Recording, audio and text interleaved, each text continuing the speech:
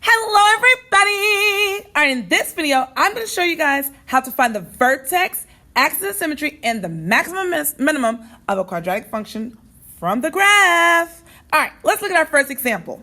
Now, your vertex is always going to be the highest point or the lowest point of your parabola.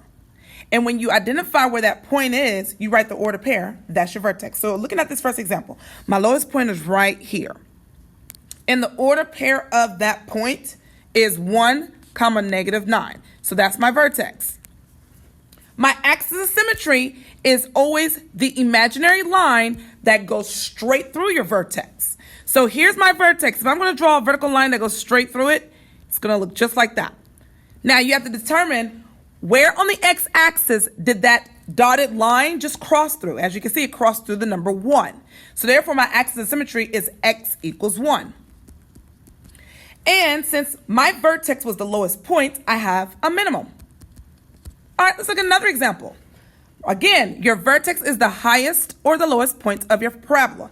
As you can see in this parabola, my highest point is up here. I don't have a low point because I have arrows down there. So the order pair of that point is -1, 4. Remember, axis of symmetry is the dotted line that goes straight through your vertex. So if I was to draw a dotted line that goes straight through my vertex, it will look just like that. And it will cross over the x-axis at the number -1. So therefore, my axis of symmetry is x equals -1. And of course, since my vertex was up top, I do have a maximum point. All right, let's look at the next example. Remember, vertex is the highest or the lowest point of your parabola. In this particular example, I have a point up here on top of my parabola. So my vertex is going to be 3, 0. And again, your axis of symmetry is the imaginary dotted line that goes straight through your vertex.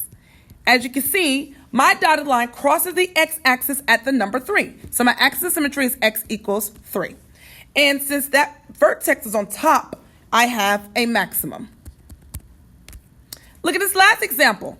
My vertex, remember, is the highest or the lowest point of your parabola. So since I have a point down here, that's going to be my vertex. And the order pair of that is -1, 3.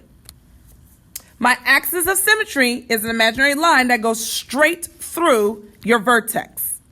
And as you can see, that dotted line crosses on the x-axis at the point -1. So my axis of symmetry equals x equals -1. And again, since my vertex is at the bottom, I have a minimum. And that's it.